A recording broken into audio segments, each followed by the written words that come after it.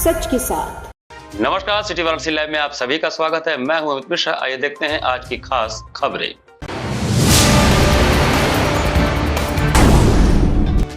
कंगना रनौत द्वारा दिए गए आपत्तिजनक बयान के विरोध में किसान कांग्रेस द्वारा निकाला गया प्रतिरोध जुलूस। 6 दिन निरंतर लड्डू गोपाल की श्री काशी विश्वनाथ मंदिर में विशेष आराधना छठी महोत्सव के साथ संपन्न। पॉलिथीन मुक्त काशी में फेरी पटरी ठेला व्यवसायियों की भूमिका पर संगोष्ठी। और 2 दिन तेजी से वृद्धि के बाद गंगा का जलस्तर शनिवार को थमा। अभी भी 68 मीटर से ऊपर है गंगा का जलस्तर।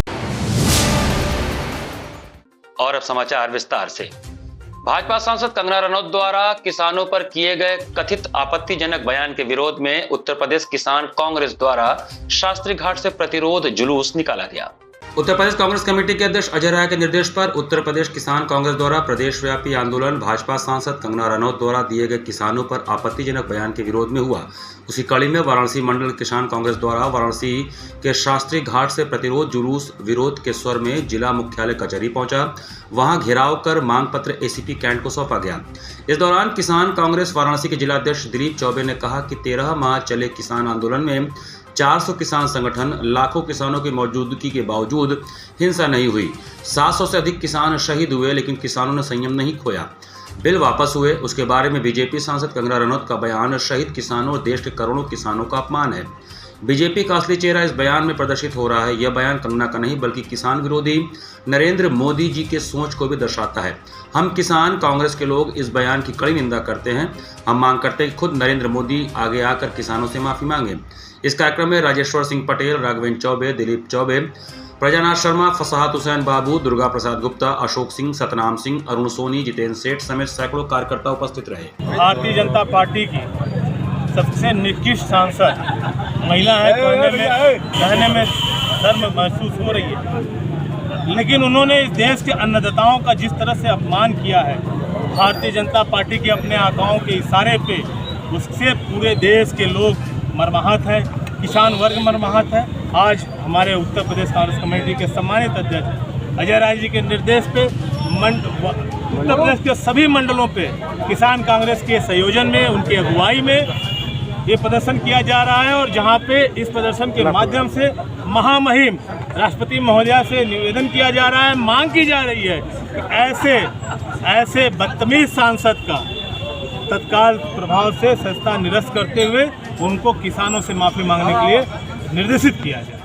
आईआईटी बीएचयू के कंप्यूटर साइंस एवं इंजीनियरिंग विभाग में हेल्थ केयर फॉर विकसित भारत 2047 के ध्येय पर गहन मंथन एवं चिंतन किया गया।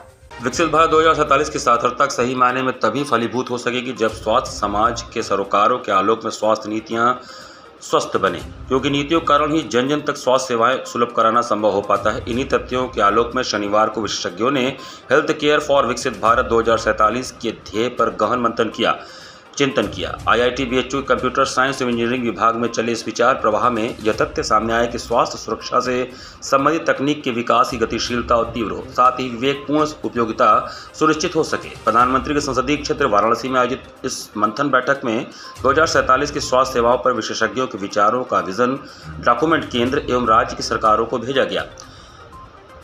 एमएसएफबी की हेल्थ केयर समिति, बायोमेडिकल इंजीनियरिंग स्कूल, कंप्यूटर विज्ञान एवं इंजीनियरिंग विभाग, आईआईटी बीएचयू के संयुक्त तत्वावधान में शनिवार 31 अगस्त 2024 को हेल्थ केयर फॉर विकसित भारत 2047 विषय पर केंद्रित मंथन ब्रेनस्टॉर्मिंग बैठक में चुनौतियों पर भी विमर्श हुआ।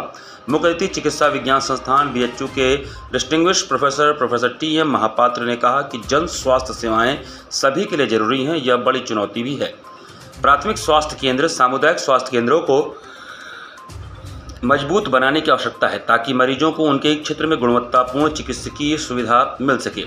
जहां तक बात विकसित भारत 2047 के संदर्भ में स्वास्थ्य नीतियों की है, तो इसके लिए हमें अब से ही शॉर्ट टर्म, मीडियम टर्म एवं लॉन्ग टर्म रणनीति बनानी होगी। तकनीकी गुणवत्ता बढ़ानी होगी। इसके जरिए ही दूरस्थ क्षेत्रों तक गुणवत्तापूर्ण चिकित्सकीय सेवा उपलब्ध कराना संभव होगा। विशिष्ट अतिथि चिकित्सा विज्ञान संस्थान बीएचयू के निदेशक प्रोफेसर एस.एन. संकवार ने कहा कि यह तकनीकी विकास का दौर है। गुणवत्तापूर्ण स्वास्थ्य सेवाओं से संबंधित तकनीकी विकसित करने के लिए दीर्घकालीन रणनीति की जरूरत है। नए रास्ते निकालने होंगे।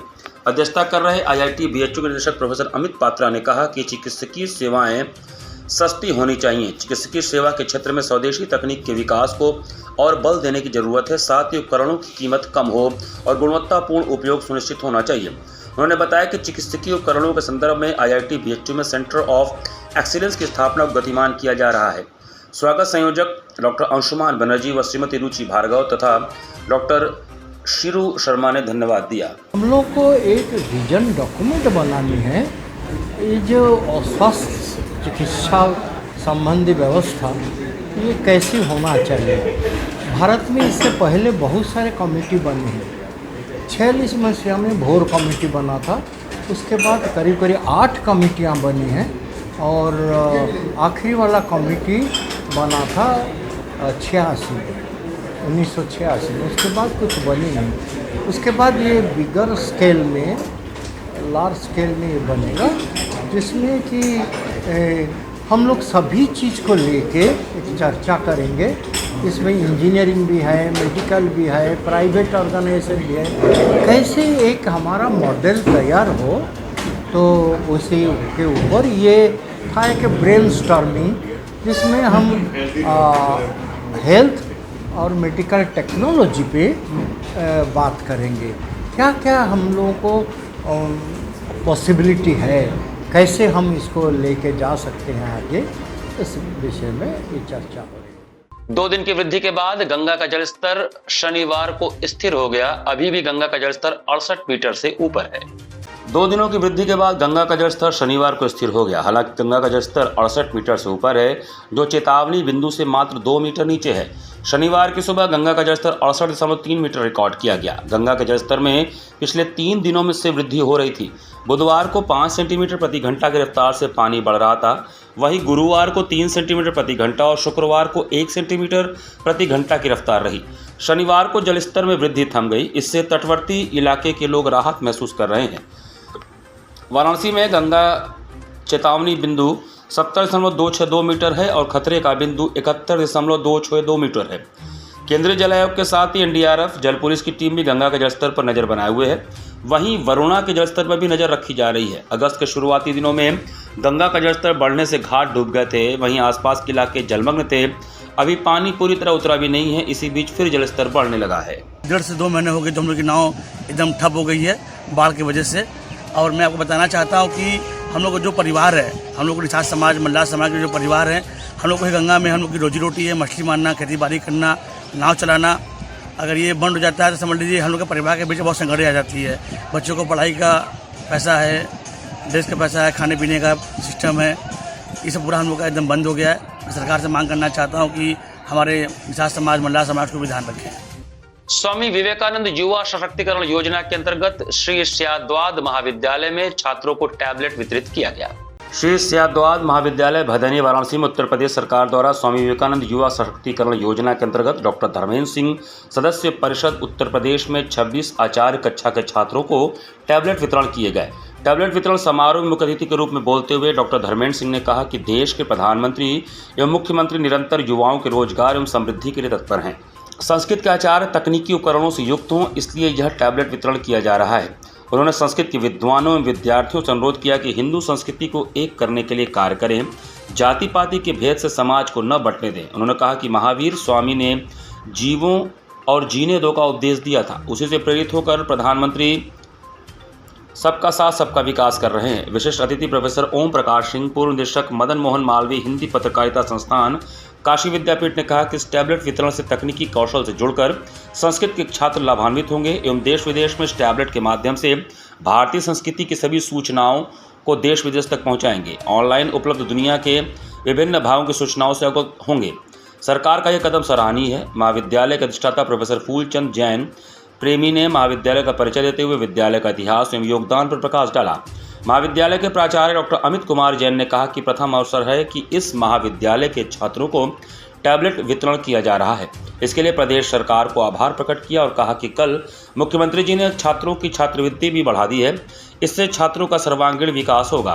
टैबलेट को पाकर सभी छात्र गदगद दिखे। कार्यक्रम की अध्यक्षता दीपक जैन ने किया। धन्यवाद ज्ञापन डॉक्टर मंदिर विरल कुमार ने किया। इस अवसर पर मुख्य रूप से प्रोफेसर अशोक कुमार जैन, डॉक्टर पवन शुक्ला, प्राचार्य शास्त्रार्थ संस्कृत महाविद्यालय डॉक्टर पंकज पुरोहित, डॉक्टर निर्मल जैन, प्रमीला सामरिया, विजय जैन टंकी वाले, गोयनका संस्कृत महाविद्यालय के आचार्यों के साथ अनेक महाविद्यालय के आचार्यगण उपस्थित हुए। ज्ञान, आधुनिक तकनीक, डिजिटल माध्यम एक साधन कि हम युवा पीढ़ी को हाथ में एक साधन दें कि वो और बेहतर पढ़ाई करके ज्ञान अर्जित करें, विज्ञान अर्जित करें और देश की तरक्की में अपनी भागीदारी सुनिश्चित करें। एक बहुत बड़ी योजना है।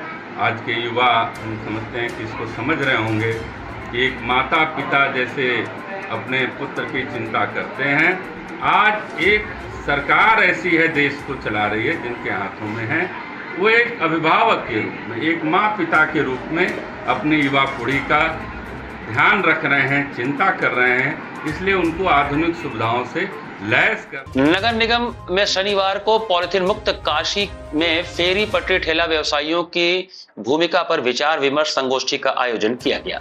शनिवार को नगर निगम वाराणसी मीटिंग हॉल सभागार में फेरी पटरी ठेला व्यवसायी समिति द्वारा पॉलिथीन मुक्त काशी में फेरी पटरी ठेला व्यवसायियों की भूमिका विषय पर विचार विमर्श संगोष्ठी का आयोजन किया गया। मुख्य वक्ता के रूप में नगर निगम वाराणसी के महापौर अशोक तिवारी ने कहा कि आप सभी फेरी पटरी ठेला व्यवसायिक गण हमारे समाज का अभिन्न अंग है। लोगों की रोजमर्रा की आवश्यकताओं को पूरा करने में आप सबसे महत्वपूर्ण भूमिका निभाते हैं। पॉलिथीन मुक्त भारत के लक्ष्य को प्राप्त करने में आपकी सक्रिय भागीदारी अत्यंत आवश्यक है। रेहड़ी पटरी व्यवसायियों की भूमिका केवल पॉलिथीन का उपयोग बंद करने तक सीमित नहीं होनी चाहिए। आप अपने ग्राहकों को भी जागरूक कर सकते हैं और उन्हें पॉलिथीन मुक्त उत्पादों के इस्तेमाल के लिए प्रेरित कर सकते हैं। इस प्रकार आप न केवल अपने व्यवसाय को पर्यावरण के अनुकूल बना सकते हैं बल्कि समाज में एक सकारात्मक संदेश भी फैला सकते हैं। फेरी पटरी ठेला व्यवसायी समिति के सचिव अभिषेक निगम ने कहा कि समिति द्वारा काशी के रेहड़ी पटरी व्यवसायियों को पॉलिथीन के विकल्प जैसे कपड़े, जूट और कागज के थैलों का उपयोग करने के लिए जागरूक और प्रोत्साहित किया जाएगा। संगोष्ठी में मुख्य रूप से फेरी पटरी ठेला व्यवसायी समिति के अध्यक्ष राजेंद्र प्रसाद सिंह, कार्यकारी अध्यक्ष हरिशंकर सिन्हा, सचिव अभिषेक निगम, प्रेमचंद पांडे, सुभाष भारद्वाज, दीनानाथ पाल, नूर मोहम्मद, गणेश यादव, पूजा राम लख्यानी, शीला देवी, राजू केसरी, विकास यादव, अर्चना चंदवानी, राजेश गुप्ता समेत सैकड़ों पदाधिकारी गण एवं पटरी व्यवसायी गण उपस्थित रहे। शहर के प्रमुख मार्केट से सभी 2-2, 4-4 पटरी व्यापारियों की मीटिंग आज नगर निगम के सभागार में आयोजित की गई थी, जिसमें शहर में पॉलिथीन मुक्त काशी में हम पटरी व्यापारियों का क्या योगदान हो सकता है उस पर विचार विमर्श संगोष्ठी और बैठक का आयोजन किया गया, जिसमें नगर निगम के नगर प्रमुख श्रीमान अशोक तिवारी जी उपस्थित थे, जिन्होंने विस्तार पूर्वक हम लोग को संकल्प भी दिलवाया और हमारे पटरी व्यापारियों को अवेयर किया कि पॉलिथीन से क्या नुकसान हो सकता है, पॉलिथीन से क्या समाज का नुकसान हो सकता है। और इसमें हमने शपथ लेते हुए ये शपथ ली कि हम लोग अपने रेहड़ी पे जो भी कस्टमर आएंगे उन कस्टमर से आग्रह करेंगे कि वो झोला लेके आएँ और हमारे हर पटरी व्यापारी पॉलिथीन मुक्त काशी में अपना महत्वपूर्ण योगदान निभाएंगे। चूँकि हमसे बड़ा अवेयरनेस कार्यक्रम कोई नहीं चला सकता, हम अवेयर होंगे तो निश्चित रूप से समाज अपने आप जागरूक हो जाएगा। यहाँ पर वक्त चला छोटे से ब्रेक का। बने रहिए सिटी वाराणसी लाइव के साथ।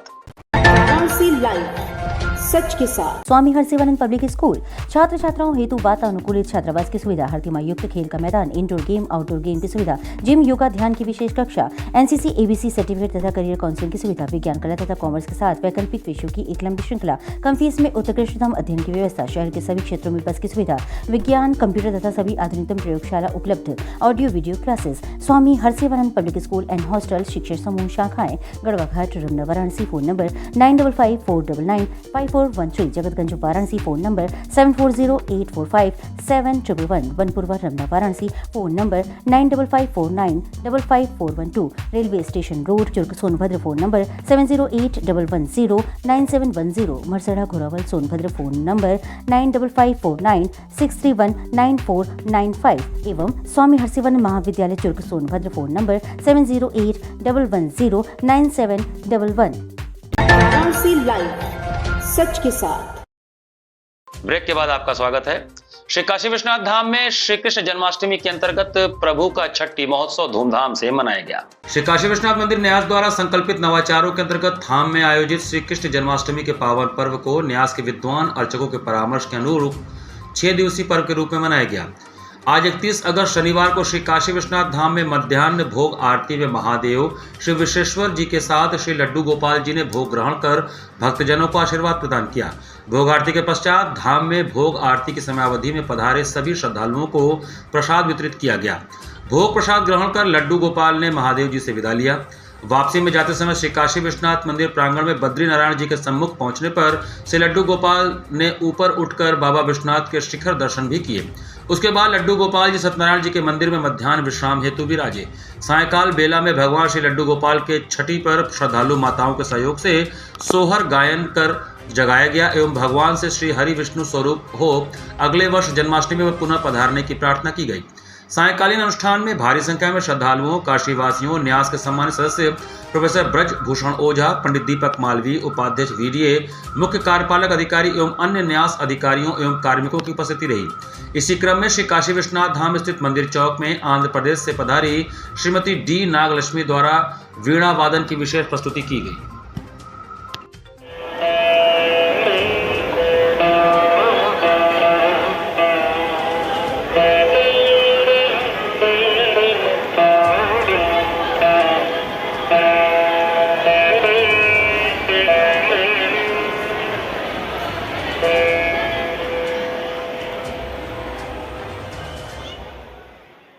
दुर्गाकुंड स्थित मणि मंदिर में श्री कृष्ण जन्मोत्सव के उपलक्ष्य में छठी महोत्सव धूमधाम से मनाया गया। श्री कृष्ण जन्मोत्सव के उपलक्ष्य में शनिवार को दुर्गाकुंड स्थित मणि मंदिर धर्म संघ में छठी महोत्सव की धूम रही। काशी के स्थानीय कलाकारों द्वारा सोहर और बधाई गीतों की सुमधुर प्रस्तुतियों से श्रद्धालु देर शाम तक श्री कृष्ण भक्ति में डूबते उतराते रहे। गुलाब की पंखुड़ियों की वर्षा के बीच भजनों के बयार से संपूर्ण मणि मंदिर का माहौल भक्तिमय हो गया। काशी के युवा कलाकार कृष्ण कुमार तिवारी ने सर्वप्रथम गणेश वंदना से संगीत संध्या का शुभारंभ किया। उसके बाद उन्होंने जन्मे श्याम ननद के अंगना, गोकुल में बाजेला बधैया, जन्मले कन्हैया, नंद के आनंद भैयो जय कन्हैया लाल की, श्री कृष्ण गोविंद हरे मुरारे, मेरा आपकी कृपा से सब काम हो रहा है आदि भजनों से माहौल भक्तिमय बना दिया। उनके साथ तबले पर बलराम मिश्रा, बेंजो पर सुरेश कुमार एवं पैड पर शेखर ने संगत किया। छठी महोत्सव के अवसर पर मणि मंदिर में ठाकुर जी को 56 भोग लगाया गया। साथ में विविध प्रकार के मिष्ठान का भोग भी लगाया गया। धर्मसंघ पीठाधीश्वर स्वामी शंकर देव चैतन्य ब्रह्मचारी जी महाराज के पावन सानिध्य में सायंकाल देव विग्रहों की भव्य आरती उतारी गई। उसके उपरांत भक्तों में 56 भोग का प्रसाद वितरित किया गया। कलाकारों एवं विशिष्ट जनों का स्वागत धर्म संघ के महामंत्री पंडित जगजीतन पांडे ने किया। महोत्सव में बड़ी संख्या में भक्तों ने 56 भोग का प्रसाद ग्रहण किया। इस अवसर पर मुख्य रूप से रमेश कुमार ओझा, अरविंद शुक्ला, कृष्णानंद पांडे, सतीश चंद्र मिश्रा, राजमंगल पांडे, राजेश तिवारी, शशि सिंह आदि उपस्थित रहे। नटवर नागर कृष्ण छठी महोत्सव मनाया जा रहा है। भगवान कृष्ण के जन्म लेने के 6वें दिन छठी महोत्सव मनाते हैं। इसमें 56 प्रकार का भोजन भोग लगता है और विभिन्न सैकड़ों तरह की मिठाई, तरह तरह के पकवान का भोग लगता है। कीर्तन, भजन, नृत्य सारी चीजें करते हैं हम लोग। छठी उत्सव है, सारे भक्त लोग उल्लास में भगवान कृष्ण का छठी महोत्सव। वाराणसी के वरिष्ठ अस्थि रोग विशेषज्ञ डॉक्टर अजीत सहगल को सनराइज यूनिवर्सिटी राजस्थान द्वारा डॉक्टरेट की उपाधि दी गई। वाराणसी के वरिष्ठ अस्थि रोग विशेषज्ञ डॉक्टर अजीत सहगल को पिछले 44 वर्षों से मरीजों की सेवा करने और उनके द्वारा दिए जाने वाले चिकित्सा सेवा को मान्यता देते हुए उन्हें सम्मानित किया गया। बीते 29 अगस्त को राजस्थान के अलवर के सनराइज यूनिवर्सिटी की ओर से उन्हें डॉक्टरेट की उपाधि देकर सम्मानित किया गया। यह सम्मान उन्हें सनराइज यूनिवर्सिटी के डॉक्टर यतेंद्र द्विवेदी की ओर से दिया गया। इस अवसर पर डॉक्टर अजीत सहगल पर एक पुस्तिका को भी विमोचित किया गया जिसका नाम foot step of orthopaedic surgeon है। आपको बताते चले कि इस सम्मान में डॉक्टर अजीत सहगल के द्वारा निर्मित किए गए डॉक्टर सहगल एस्टियो प्लेट जो कि घुटने की गठिया और पैर के टेढ़ेपन को पूर्ण रूप से ठीक करता है, उसके लिए भी उन्हें सम्मानित किया गया है। इसके बारे में बताते हुए डॉक्टर अजीत सहगल ने कहा कि राजस्थान अलवर के सनराइज यूनिवर्सिटी की ओर से 29 अगस्त को मुझे घुटने की गठिया के लिए बनाए गए मेरे प्लेट को लेकर सम्मानित किया गया। इसमें मुझे डॉक्टरेट की उपाधि दी गई। उन्होंने यह भी बताया कि पिछले साल में ही सिर्फ 275 मरीजों का इलाज इस प्लेट के द्वारा किया गया। देश के साथ साथ विदेशों में भी इस प्लेट का इस्तेमाल किया जा रहा है। कम कीमत में उपलब्ध यह प्लेट लोगों के लिए वरदान साबित हुई है। ये सम्मान मुझे अलवर राजस्थान में सनराइज यूनिवर्सिटी में 29 तारीख की शाम को 5 बजे मानद डॉक्टरेट की उपाधि प्रदान की गई और वहाँ ये बात अनाउंस की गई कि डॉक्टर अजीत सहगल ने पिछले 40 वर्षों से ज़्यादा रोगियों की सेवा की है।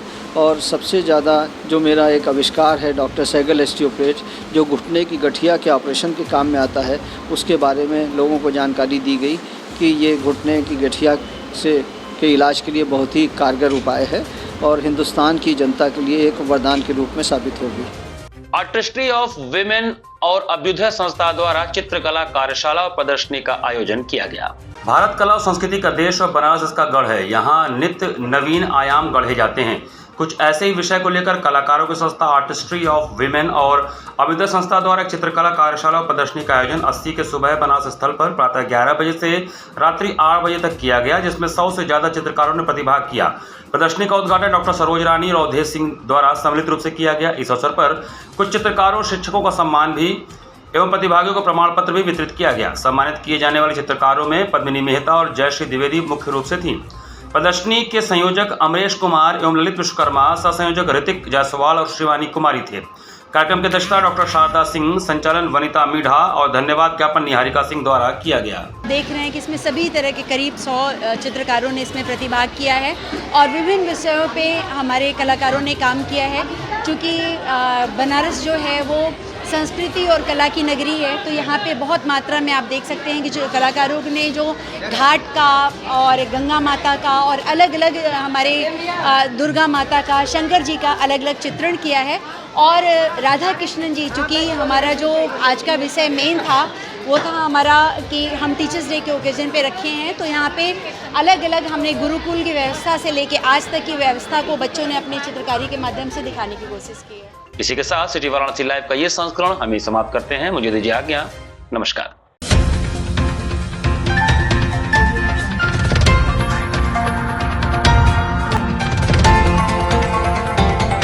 वाराणसी लाइव, सच के साथ।